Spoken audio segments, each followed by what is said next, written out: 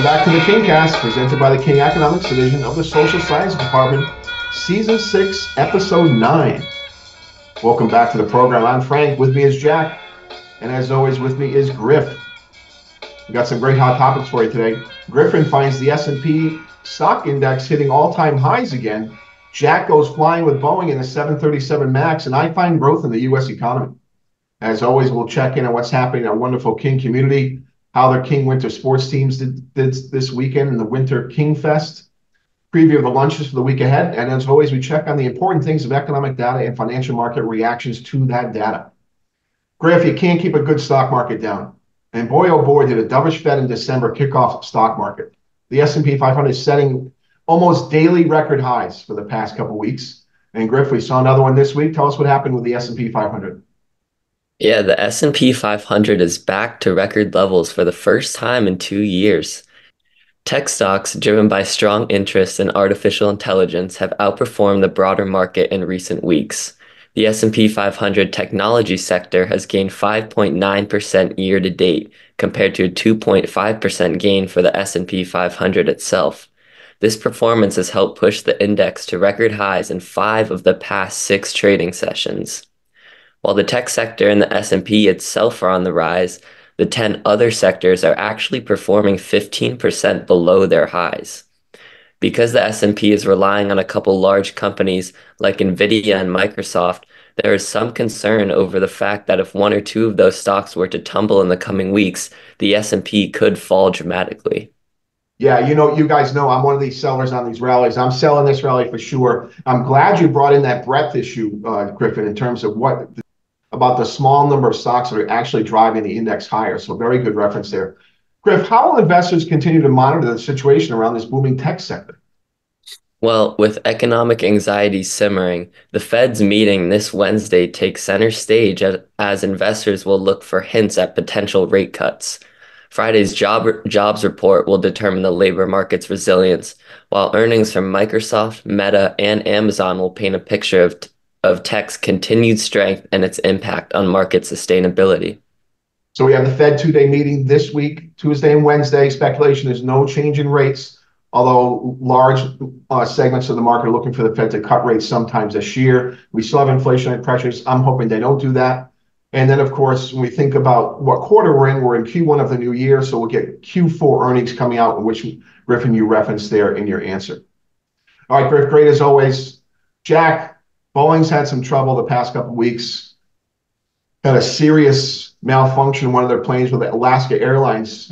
Jack, what's going on with Boeing, the 737 MAX on the back of the air? What's happening? So United and Alaska Airlines have resumed using their Boeing 737 MAX 9 planes after an FAA inspection cleared them. This comes off the heels of the infamous mid-air cabin door plug blowout on Alaska Airlines earlier this month. The Federal Aviation Administration, or the FAA, had grounded all 737 MAX flights, but that order is now lifted. However, the FAA said that Boeing could not expand 737 MAX production or add new 737 production lines pending quality improvements. Alaska Airlines resumed MAX 9 service on Friday, and United Airlines followed suit on Saturday. This is the second major scandal that the 737 MAX has had since its first flight on January 29th, 2016. The first being a malfunction of its maneuvering characteristics augmentation system that was cited as one of the causes in the plane crashes of Lion Air Flight 610 and Ethiopian Airlines Flight 302 in 2018 and 2019 respectively, that resulted in the deaths of a total of 346 people. It's the attempted cover-up of these malfunctions, and now this, that have caused Boeing's reputation to fall into a tailspin and have caused greater scrutiny over the industry's method of assuring aircraft safety. Nonetheless, it seems that it is business as usual at Boeing as their planes take the sky once again. Well, I'm not a very frequent flyer. I am sympathetic to those who are, of course. It must be a little anxiety inducing to flying one of these aircraft. I'm a fan of Boeing. It's an important critical infrastructure piece of our economy, especially when it comes to military. That's China breathing down their back and their competitor Airbus in the EU. So let's hope they get the handle on these problems and fix these as quickly as possible. Jack, how can the viewers learn more about those two plane crashes you referenced? Well, if you are curious about the Lion Air and Ethiopian Airlines crashes, check out the 2022 Netflix documentary Downfall, The Case Against Boeing. It is really a great watch. All right, Jack, that's on my list for sure. I'm a big fan of documentaries, and that should be a very interesting one, although I'm sure it's heart-wrenching. All right, great story as always, Jack. Let me take a minute and check in on growth. We had some data released this past week about Q4 economic growth, gross domestic product. Real gross domestic product increased at an annual rate of 3.3% in the fourth quarter of 2023, according to the advanced estimate from the Bureau of Economic Analysis, BEA.gov, if you want to check the data. In the third quarter, real GDP increased 4.9%. Current dollar GDP, so not accounting for inflation, increased 4.8% at an annual rate of $328.7 billion in the fourth quarter to a level of $27.9 trillion. That's our nominal GDP, and that is a monster number, $27.9 trillion. 340 million people, quite impressive. Real GDP increased 2.5% in 2023, compared with an increase of 1.9% in 2022. The increase in real GDP in 2023 primarily reflected increases in consumer spending, state and local government spending, exports, and federal government spending. The personal consumption expenditures price index increased 1.7% compared with an increase of 2.6% in the third quarter. Excluding food and energy prices, very volatile, the PCE price index increased 2%, the same change as in the third quarter. Disposable personal income, the money we actually have to spend, increased $211.7 billion, or 4.2% in the fourth quarter, compared with an increase of $143.5 billion, or 2.9% in the third quarter. Real disposable income increased 2.5%, compared with an increase of 0.3% in Q3. Again, that accounts for inflation. The personal savings was $818.9 billion in the fourth quarter, compared with $851.2 billion in the third quarter. The personal savings rate, personal savings as a percentage of disposable personal income, was 4% in the fourth quarter, compared with 4.2% in the third quarter. And that is a very low number for us globally. Compared to the rest of the world, we save very little, right? The consumer nation. So not too surprising there. Mr. Roche, you've been calling for a recession for some time now, as have many other economists. Why is that forecast proven to be wrong so far? Well, you're right, Griffin. You've witnessed this in the classroom and, of course, on the KingCast. I, like many economists, have been calling for recession for late 2023, early 2024. It hasn't materialized. It hasn't happened. The last recession, 2 consecutive quarters of negative real GDP growth, occurred in Q1 and Q2 of 2022. And I think the main force is excessive government spending has been the main driver. For 2023, federal, state, and local government spending set a new record high of $9.64 trillion. That's a monster number, more than double government spending from Q1 2017. While the Fed has increased the federal funds rate, the overnight rate, to 5.5% since mid-2022, the slowdown, the economy, and bring out inflation, deficit spending on the fiscal side has offset this to keep GDP up. We'll see how this progresses through the year, of course. It's an election year, so they're going to do all they can to maintain a good economy because we want to feel good about the economy as we approach the election. All right, guys, wonderful hot topics today. Way to go. Keep this going for the rest of the season. And let's go ahead and turn our attention, as always, to our wonderful King community. In King things, Griff, what's happening out there? This week was relatively quiet in the community, but there were some great moments. Since 2021, King has participated in Give Back Tuesdays, which works with community partners to help on some King Cares projects. This week, students joined forces with a company started by 4 of their own students that helps package cookies for the Villa at Stanford, a rehabilitation center and King partner. And in the first grade, students explored engineering through cars. After receiving inspiration from a book, If I Built a Car by Chris Van Dusen, they designed and created models of what their dream car would be. They worked over several classes and got to cap it all off with a race down the hallways. Very cool. Very cool. What's the car race you have with the soapbox derby with the little wooden cars? Is it the soapbox derby? Yeah. Yeah, I did that as a youth, of course. That car had to have a certain weight. And anyway, pretty fun. Great stories as always. Jack, we had the Winter Sports Fest over the weekend. What happened? Tell us about it. Thanks, Mr. Roche. It was a busy Winter Showcase weekend as our sports teams came to play last Saturday. Up first was varsity boys basketball against the Wishington School from NYC. King was down as much as 7 in this game, but it clawed its way back with some tough buckets from DJ Pinn, George McCormick, and Griffin Joo to secure the win 79-71. An overall great game from them, and they made it 3 wins out of their last 4 and head to Rye Country Day School for an FAA matchup on Tuesday. They were followed by varsity girls basketball, who dismantled Frederick Gunn, and then it was to boys hockey taking on FAA opponent Kingswood Oxford. After holding a narrow 1-0 lead going into the third period, 3 quick goals helped to put the game out of reach for the Vikings in this crucial FAA game to help them retain their playoff position, and more importantly, marked a clean sweep of the Winter Showcase for the Vikings. It was certainly a great day for King Sports, filled with fans, energy, and lots of fun. Well, that's fantastic. Great news for everyone involved. And of course, I'm sure the fans loved it as well.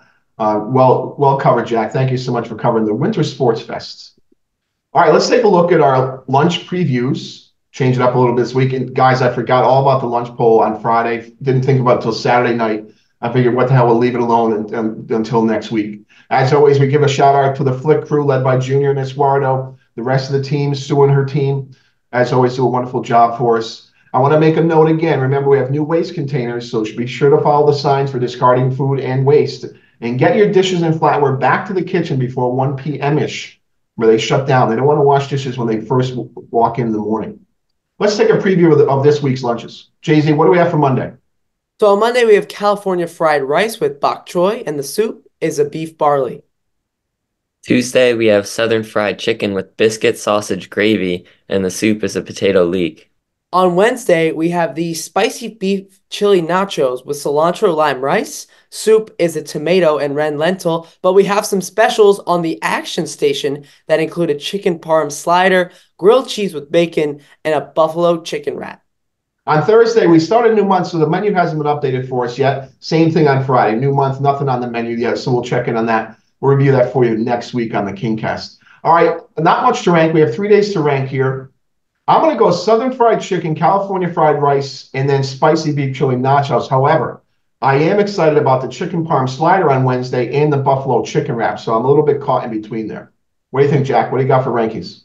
I'm going to go Wednesday as my number 1. I think that has a lot of potential. I'm also going to say that Tuesday is my number 2, and then I'm going to put the California fried rice at the bottom. Okay.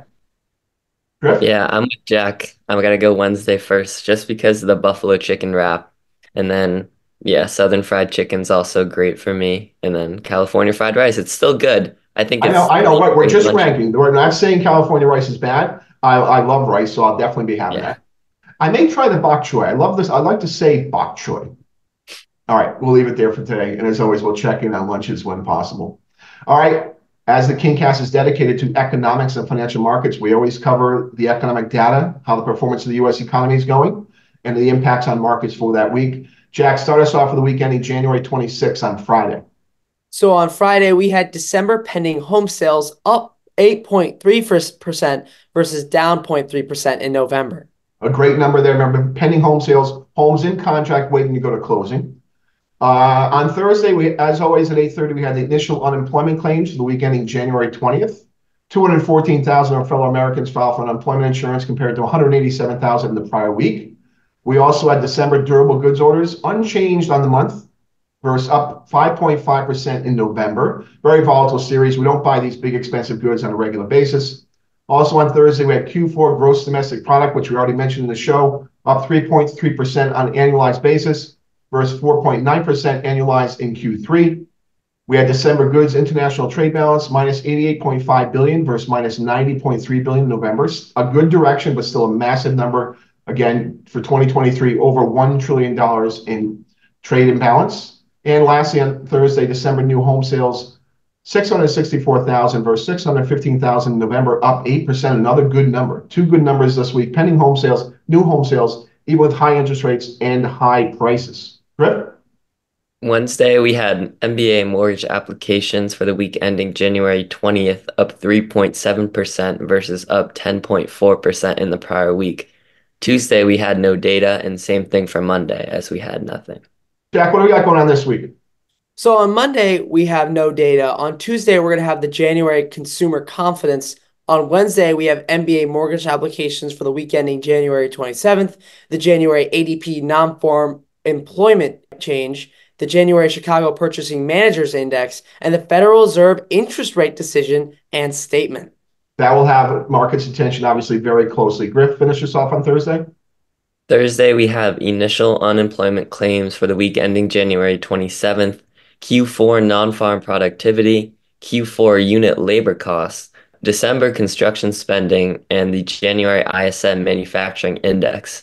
And Friday, we have Mr. Roche's favorite day with the December employment situation report, which includes non-farm payrolls, U3 unemployment rate, U6 unemployment rate, average hourly earnings, and average weekly hours. And we also have the December factory orders. All right, a week chock full of economic data, lots of market moving activities here. The Fed will take center stage, obviously attention on them on Wednesday. ADP always gets people's attention to see a preview for non-farm payrolls on Friday. And then, of course, the mother of all data points, the employment situation for December. What's happening to the labor market in the largest economy on the planet? All right, let's check in on the financial markets, how they reacted to economic data. Last week, I'll start us off with stocks. The S&P 500 opened the week at 4,854. The high for the week was the close on Friday at 4,904. The low was on Monday at 4,846. And the market closed on Friday at 4,890, up 36 points for the week, or up 0.7%. Record highs again with a range of 58 points in the week. Bonds, Jack? The benchmark 10-year U.S. Treasury bond yield opened the week at 4.09%, had a high on Tuesday of 4.19%, a low on Monday, at the open again at 4.09%, and it closed the week at 4.14%, up 5 basis points for the week. The range for the week was 10 basis points. Griff, what's happening in FX? The US dollar index opened the week at 103.49, had a high on Monday of 103.8, a low on Monday as well of 102.78, and a close of 103.47, down 2 pips for the week, so basically unchanged. And the range for the week was 102 pips. That's a nice range. It's been a little muted recently, but it's starting to break out a little bit to the up and down side. All right, I'll check on commodities for us. The Dow Jones Commodity Index opened the week at 948.38, had a high on Friday at the close at 964.57. The low was on Monday at the open of 948.38, and again a close of 964.57. Up 16 points for the week, or 1.7%. The range in the commodity index for the week was 16 points. Higher stocks, higher interest rates, US dollar was unchanged, and higher commodity prices.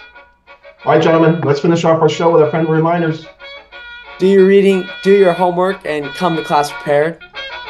Use your blinker when making turns or switching lanes. Stop signs mean stop, and no texting while driving. Always try to buy American. That is it for us. Join us again next week. Tell your friends and family. Listen to the KingCast at kingschoolct.org. Academics, upper school, clubs, and activities. And we are out.